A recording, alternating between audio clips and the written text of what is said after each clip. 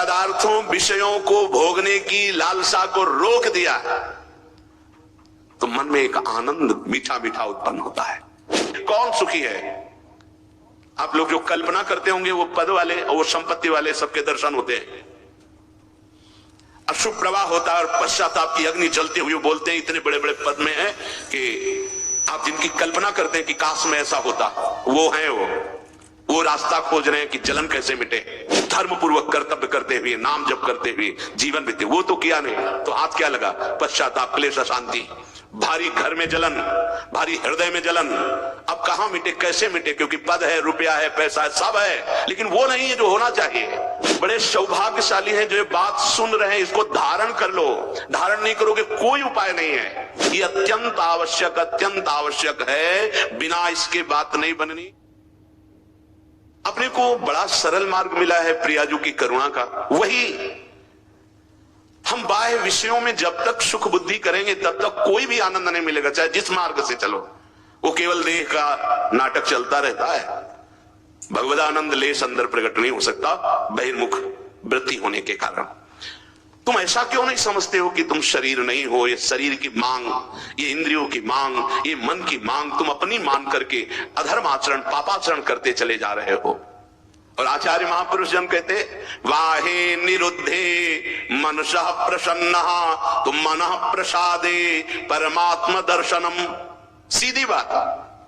त्यागाच्छांतिरनंतरम, हमारी को अंदर से बुद्धि कहती है भोगाच्छांतिरनंतरम, ये जो जलन हो रही है भोग लो तो शांत हो जाएंगे। शास्त्र क्या कह रहा है? हमारी इंद्रियां जो बाहर जा रही इनको रोक लो।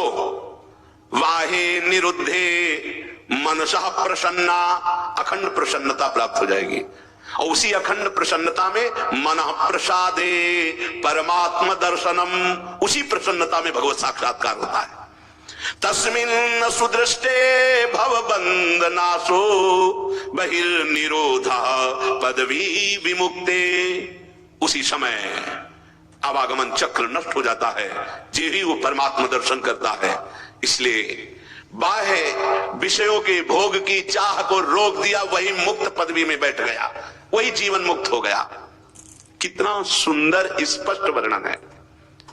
यदि बाह्य पदार्थों विषयों को भोगने की लालसा को रोक दिया तो मन में एक आनंद मीठा मीठा उत्पन्न होता है।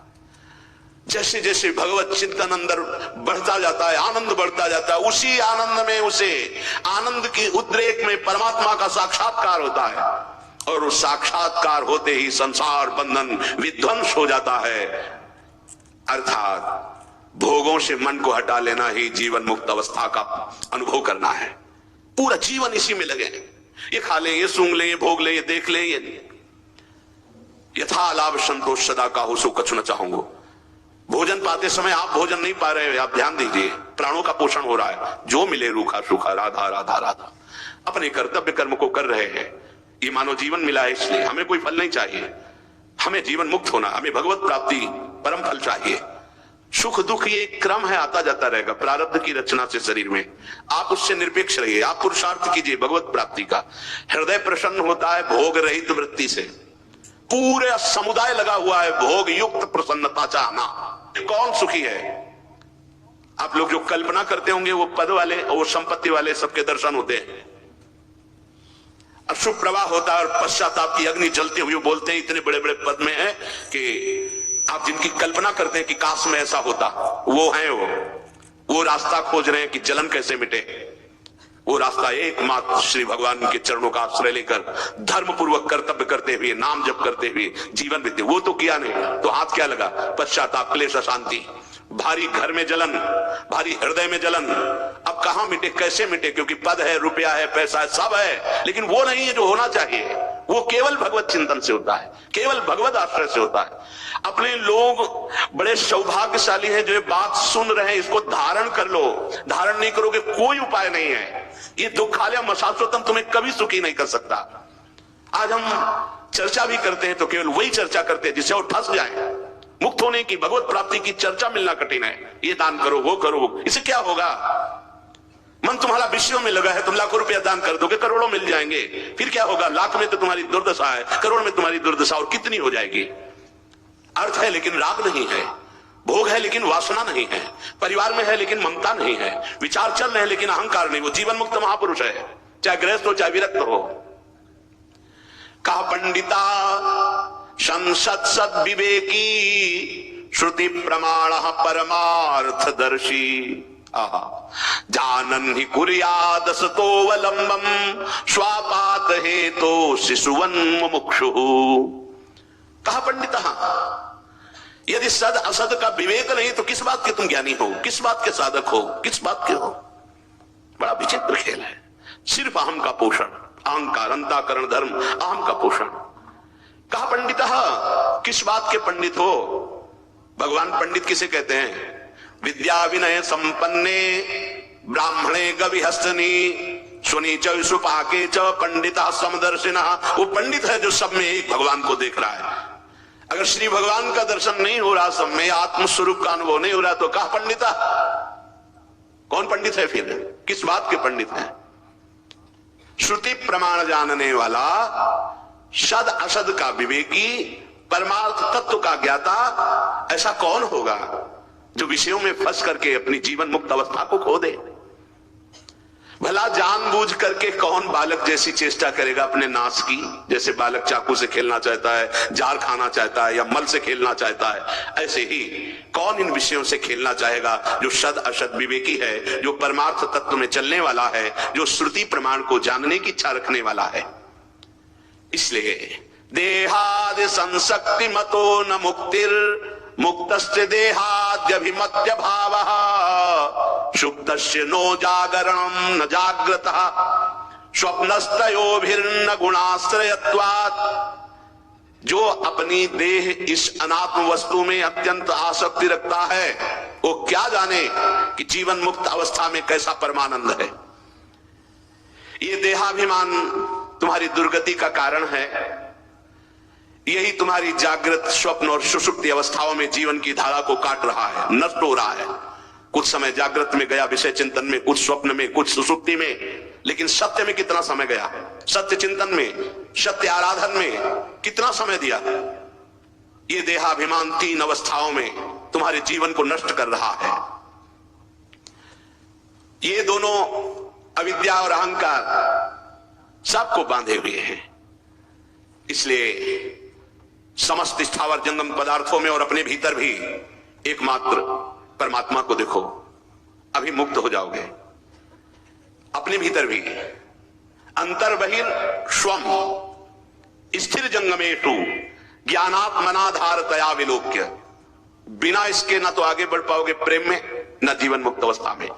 इसलिए हरिवंश महाप्रभु ने कहा ये क्रूरा अपिपापिनो न च सताम संभाष्य दृश्यासे सर्वान वस्तुतया निरीक्ष परम स्वारथ। ये अत्यंत आवश्यक है, बिना इसके बात नहीं बननी। अब हम एक दूसरे की निंदा करते हैं, राग द्वेष करते हैं, एक धर्मावलंबी दूसरे धर्म को छोटा बड़ा कर ऐसे लड़ाई झगड़े, ये परमार्थ नहीं है। जो क्रूर है, पापी है, दुष्ट है, जो संभाषण योग्य भी नहीं है, हमको उनके हृदय में भी भगवत स्वरूप का चिंतन करना है। ये बाहरी लीला मायाकृत है, आप ही विराजमान हो। स्वम अपने भीतर भी कह रहे अंतर बहिर स्वम स्थिर जंगमेशु। अंतर में, बाहर में, जड़ में, चैतन्य में और स्वयं में अपने आराध्य देव का दर्शन करे, अपने इष्ट का दर्शन करे। यहां भी मेरे प्रभु विराजमान है, यहां भी प्रभु विराजमान है, सर्वत्र मेरे प्रभु विराजमान। सा महात्मा सुदुर्लभा, क्योंकि यही माया मुक्त हो पाएगा। जहां कहीं प्रभु के सिवा कुछ और है वही माया है। ये समस्त स्थावर जंगम पदार्थों के भीतर बाहर और आपके अंतर केवल समस्त उपाधियों से मुक्त अखंड परिपूर्ण रूप स्थित वो परमात्मा ही विराजमान है। ऐसा जो अनुभव करता है वो मुक्त हो जाता है। ये उपाधि बड़ा उपद्रव है। उपाधि, मैं स्त्री हूं, मैं पुरुष हूं, मैं अमुक हूं, मैं अमुक हूं, मैं अमुक हूं, ये सब उपाधियां हैं। और जितनी उपाधियां हैं सब व्याधियां हैं। परमात्मा उपाधि रहित है, तेरा स्वरूप उपाधि रहित है। बस यही बात समझना है। असली में देखो तो उत्तर नहीं निकलेगा। पूछा जाए आप कौन है तो उत्तर नहीं दे सकते असलियत में कि आप कौन है। मौन ही उत्तर होगा।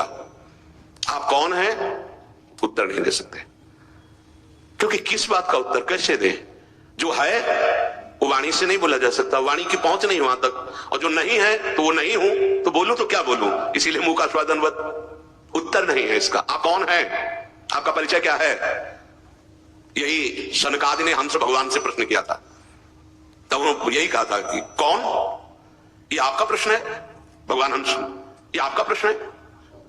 देह भाव से तो सब पंचभूत एक हैं, स्वरूप में एक ही आत्मा। ये प्रश्न कैसा आपका कि आप कौन, ये प्रश्न कैसा आपका? बड़ा सूक्ष्म विषय अध्यात्म का है। समस्त स्थावर जंगम में पदार्थों के भीतर बाहर और आपके अंदर भी एक ही परमात्मा विराजमान है। सत्संग है, सत्संग, ये सब असत है, सत है तो वही है जो सब में विराजमान है। जैसे कुंडल में, कंकड़ में, हार में, नथ में, करधनी में, ये नाम अलग अलग हुए, आकार अलग अलग हुए, लेकिन परमात्मा जैसे सब जड़ चेतन में विराजमान, ऐसे उसमें सोना विराजमान, जैसे उसमें सोना विराजमान ऐसे परमात्मा विराजमान। चाहे कुल्हड़ हो, चाहे सकोरा हो, चाहे घड़ा हो, आकार बदल सकते हैं, नाम बदल सकते हैं, लेकिन मिट्टी वही है। ऐसे एक ही परब्रह्म परमात्मा विराजमान है। संसार बंधन से वही उपासक मुक्त होता है जो सब में अपने इष्ट को देखता है, निरंतर अपनी इष्ट निष्ठा में कभी बाधा न पड़ने पावे तो बहुत जल्दी वो जीवन मुक्त हो जाता है। इसीलिए श्रुते सतगुणम विद्यान मननम मनादपि, ध्यान देने योग्य बात करें, जो केवल श्रवण करता है उससे 100 गुना अच्छा उपासक होता है जो मनन करता है। श्रवण का फल है मनन। आज क्या सुना तो आपको कुछ शब्द बिल्कुल कंठस्थ होने चाहिए कि पूरे सत्संग में आज हमने 5 बातें पकड़ी, 4 बातें पकड़ी, 1 बात पकड़ी, कुछ तो पकड़ना चाहिए। जब आपसे पूछा जाए कि आज सत्संग सुना जी, क्या बहुत बढ़िया था? नहीं, बढ़िया तो सत्संग होता ही है। सत्संग में क्या सुना? नहीं जी बढ़िया ही था, तो समझ, तो ये सत्संग ने आपने नहीं सुना। क्या करें? श्रुते सतगुणम विद्यान मननम मनादपि, जो सुना उसे मनन किया,